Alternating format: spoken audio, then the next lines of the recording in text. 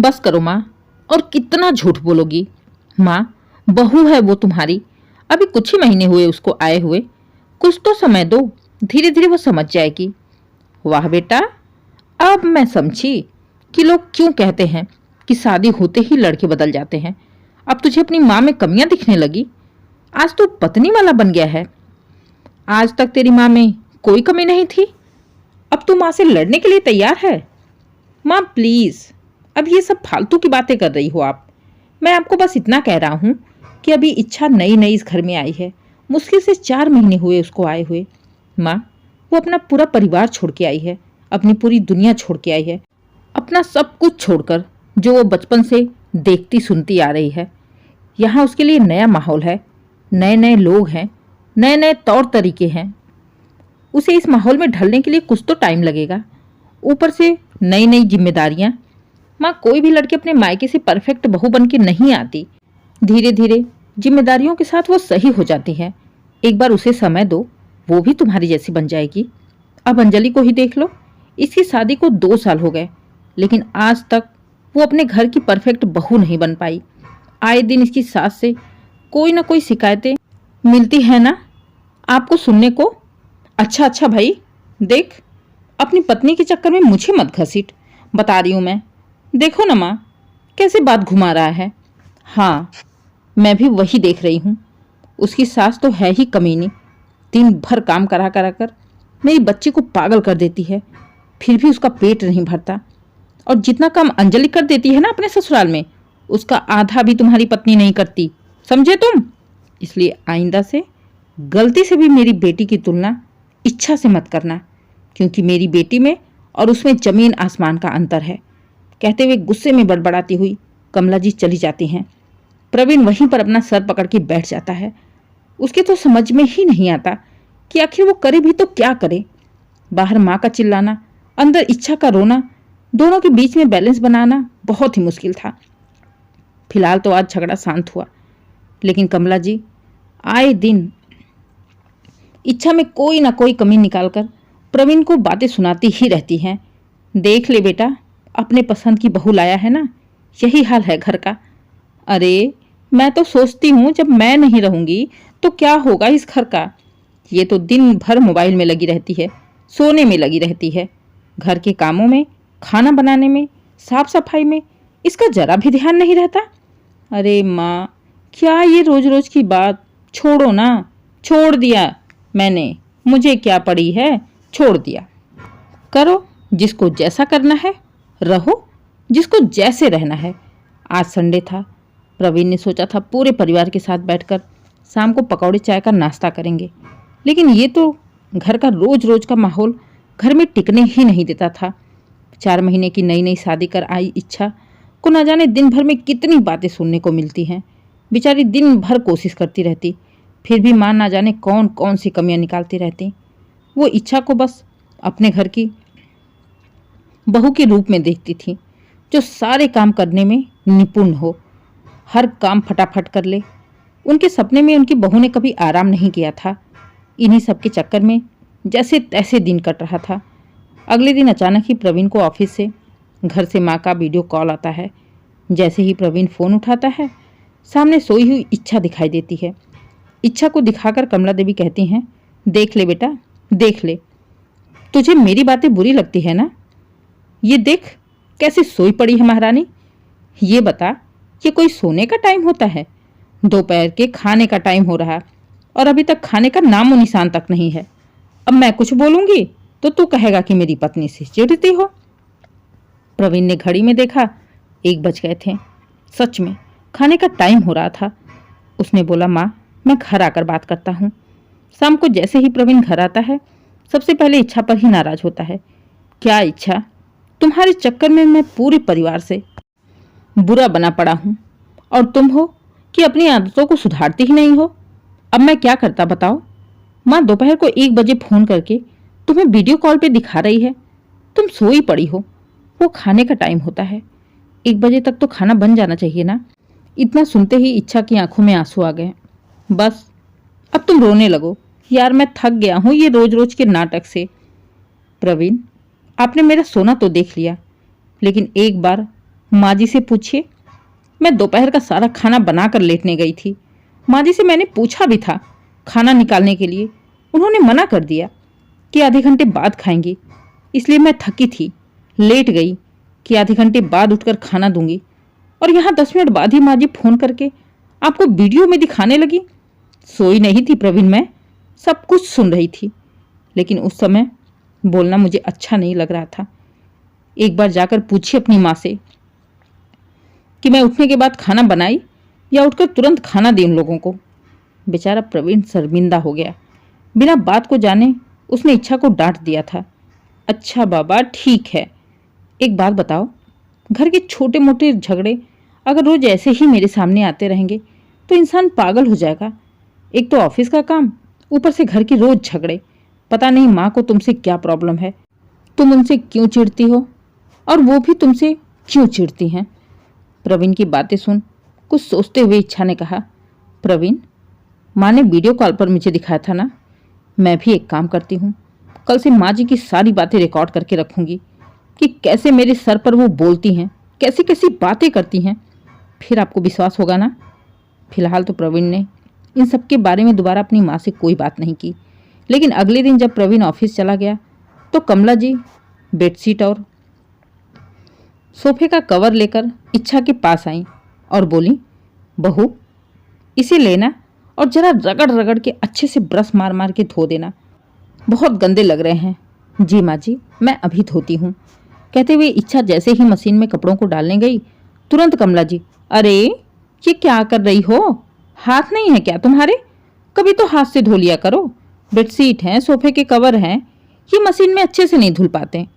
मैंने बोला ना अभी जरा अच्छे से ब्रश लगाकर धो दो। लेकिन माँ जी, मशीन में भी तो अच्छे से साफ हो जाते हैं, ये इतने मोटे और भारी हैं, हाथ से धोने में तो हाथ दर्द होने लगेगा। ओ हो, दर्द होने लगेगा, कहीं की महारानी आई हो, दर्द होने लगेगा, शरीर में थोड़ी सी भी जान नहीं है, एकदम लुंज पुंज हो क्या। एक बेडशीट हाथ से धो दोगी तो तुम्हारा हाथ टूट जाएगा। इच्छा ने सारी बातें फोन में रिकॉर्ड कर ली।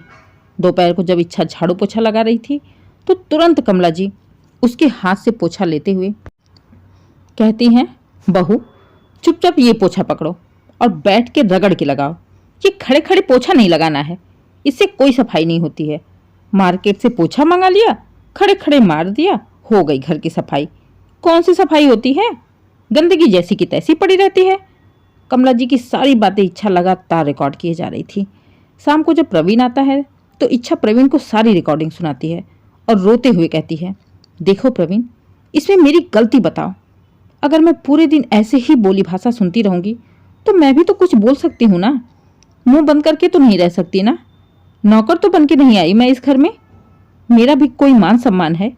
ये देख लो माँ जी की हरकतें, आजकल कौन करता है ऐसा, इतना बड़ा घर है, मैं कब तक बैठ के पोछा लगाऊंगी, घर का सारा काम भी करना होता है, ऊपर से मोटा मोटा बेडशीट, सोफे का कवर हाथ से कौन धोता है बताओ।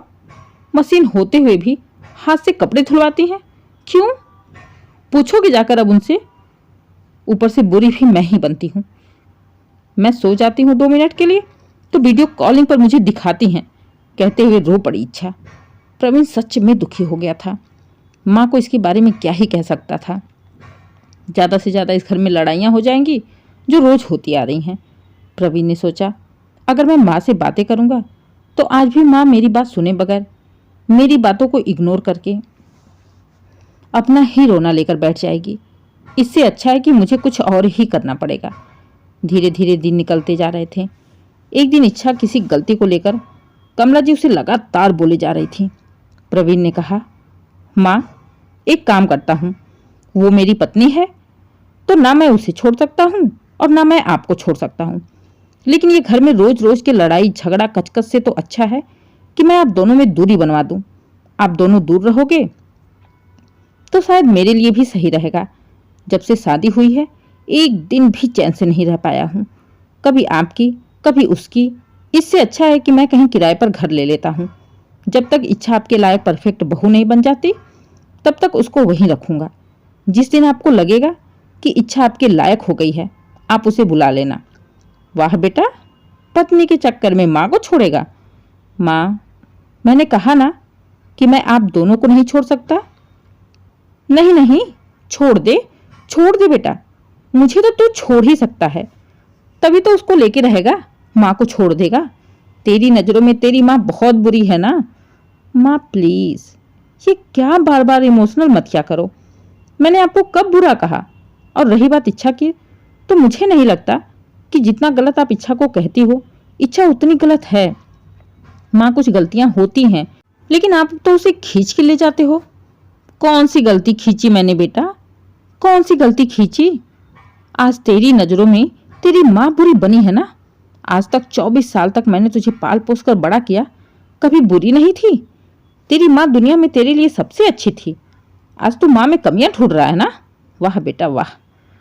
माँ, तुम मुंह मत खुलवाओ। आपने उस दिन वीडियो कॉल करके इच्छा को सोते हुए दिखाया था ना, लेकिन इच्छा को देखने से पहले आपने किचन में एक बार भी नहीं देखा कि सारा खाना बन के रखा हुआ था, और उसने आपको पूछा भी था खाने के लिए। आपने ही मना किया, आधे घंटे बाद खाएंगी। इतने में इच्छा लेटने चली गई। इसमें कौन सी बुराई थी माँ? अगर खाना नहीं बना रहता, फिर वो सोती रहती, तो मैं उसे कुछ कहता। सच्चाई जाने बिना आपने अपनी तो कर ली। आपने बात का बतंगड़ बना दिया, और ऊपर से कल मैं आपकी सारी हरकतें सुन चुका हूँ। माँ, कैसे आप हाथ से कपड़े धुलवा सकती हो? वो भी मोटा मोटा बेडशीट, सोफे का कवर, नीचे बैठ के पोछा लगवाती हो। माँ, इतना कोई अकेले नहीं कर सकता। आप तो कुछ ज्यादा ही सफाई करवाने लगती हो। अरे बेटा, उसने बोल दिया और तुमने सुन लिया। जब तक आंखों ना देखो, कानों ना सुनो, तब तक विश्वास मत किया करो। ये मेरी सीख है, इसे गांठ बांध ले। बांधी है माँ, मैंने आपकी ही सीख गांठ बांधी है। आपको यकीन नहीं होता ना? मैं सुनाता हूँ आपको। कहते हुए प्रवीण रिकॉर्डर कमला जी के आगे ऑन कर देता है। कमला जी एकदम से हैरान थी। उनकी सारी बातें फोन में रिकॉर्ड थी। बहू ने ऐसा किया कब, उन्हें पता भी नहीं चला। बेटे के सामने बड़ी लज्जित हुई। कमला जी कुछ बोल ही नहीं पाई। अंत में गुस्से में इतना ही बोली, कितनी तेज है, अब तो ये रिकॉर्डिंग भी शुरू कर दी। मम्मी जी, ये भी मैंने आपसे ही सीखा है। तभी पीछे से बोल पड़ी इच्छा। इच्छा, तुम्हें किसने बोला बोलने के लिए? इच्छा को तुरंत ही बुरी तरह से डांट देता है प्रवीण। देखो माँ, मैं एक बार फिर से कहता हूँ, इन रोज रोज के सास बहू के झगड़ों पर मिट्टी डालो। आज तक जितनी भी लड़ाइयाँ हुई हैं, सब पर मिट्टी डालो। अगर आप चाहती हो कि मैं कहीं और नहीं जाऊं, आपके साथ रहूं, तो फिर ये घर में झगड़ा मत करो प्लीज। माँ, थोड़ा इच्छा को टाइम दो, उसे मौका दो, धीरे धीरे वो सब कुछ सीख जाएगी। बेटे की बात सुन कमला जी कुछ भी नहीं बोलती हैं और चुपचाप अपने कमरे में चली जाती हैं। मन में गुस्सा तो था ही, बहू ने बातें जो रिकॉर्ड करके बेटे को सुना दी थी, लेकिन फिर भी गलती तो पकड़ी गई थी, जिसके चलते कुछ कह भी नहीं पा रही थी। ऊपर से पूरे परिवार के सामने लज्जित होना पड़ा अलग से। उस दिन तो पूरा सन्नाटा रहा घर में, लेकिन अगले दिन जैसे ही प्रवीण घर आता है, कल वाला सन्नाटा आज भी था। सन्नाटा या शांति, मतलब कमला जी नॉर्मल थी, इच्छा भी नॉर्मल थी। सब अपने अपने कामों में लगे हुए थे। न घर में कोई शोर शराबा, न लड़ाई झगड़ा, न शिकायतों का पिटारा। आज पहली बार प्रवीण को अपना घर घर लग रहा था, जंग का मैदान नहीं। माँ को शांति से टीवी देखते हुए देख प्रवीण मुस्कुराते हुए अपने कमरे में चला गया। प्रवीण को मुस्कुराते देख इच्छा भी खुश हो गई और कहती है, क्या हुआ प्रवीण, आज तो आप बड़े खुश लग रहे हैं। हाँ, खुश होने वाली बात ही है। पहली बार घर में शांति जो मिली मुझे। माँ कितने शांति से बैठ के टीवी देख रही है। आज उसके चिल्लाने की, चीखने की, गुस्सा होने की आवाज ही नहीं है, बिल्कुल शांति। और क्या प्रवीण, अगर यही पहल आपने पहले की होती तो ये सब होता ही नहीं। कैसी पहल? अरे कैसी पहल क्या? हम कहीं और जा रहे हैं ना रहने के लिए, खुशी से बोल पड़ी इच्छा। प्रवीण उसका मुंह देखता रहा। इच्छा, तुम्हें सच में लगता है कि मैं अपनी माँ को छोड़ के जाऊंगा? तुम दोनों ही मेरी जिम्मेदारी हो। ज्यादा खुश होने की जरूरत नहीं है, माँ है वो मेरी। हम कहीं नहीं जा रहे हैं, हम अपने ही घर में रहेंगे। जब हमारा खुद का घर इतना बड़ा है तो हम भला बाहर क्यों जाएं? वो तो मैं माँ को डराने के लिए बोला था बस। इसका मतलब ये नहीं कि तुम सर पर चढ़ जाओगी और मेरी माँ को नीचा दिखाओगी। चेहरे की खुशी तुम्हारी साफ साफ बता रही है कि मैंने माँ को बोल दिया तो तुम्हें बहुत खुशी हो रही है। संभल जाओ, नहीं तो ये गुब्बारा कभी तुम्हारे ऊपर भी फूट सकता है। माँ को एहसास भी नहीं होना चाहिए। जो तुम्हारी खुशी है अपने पास ही रखना। जैसे मेरे लिए माँ है वैसे ही मेरे लिए तुम भी हो। मैं दोनों में से किसी एक को भी नहीं छोड़ सकता। सकपका गई इच्छा प्रवीण का गुस्सा देखकर। प्रवीण उसकी समझ से बाहर ही था, लेकिन प्रवीण मन ही मन खुश था। उसने अपनी समझदारी सूझबूझ दिखाते हुए बात को संभाल लिया था। घर में शांति के साथ साथ माँ के मन में एक डर था कि वो अपनी पत्नी से ज़्यादा प्यार करता है, और कहीं ना कहीं पत्नी के मन में भी ये डर था कि प्रवीण अपनी माँ को ज़्यादा प्यार करते हैं। बस ये डर था जो घर में शांति का माहौल बनाए रखा था। लेकिन असल बात तो प्रवीण को ही पता थी कि उसके लिए माँ और पत्नी दोनों ही एक जैसी थीं, दोनों ही उसकी ज़िंदगी थी। दोस्तों, ये कहानी पूरी तरह से काल्पनिक है। उम्मीद है कहानी आपको पसंद आई हो। अगर कहानी पसंद आए, कहानी को लाइक करें, शेयर करें, चैनल को सब्सक्राइब करें और कमेंट करके ज़रूर बताइए कहानी कैसी लगी। Please subscribe.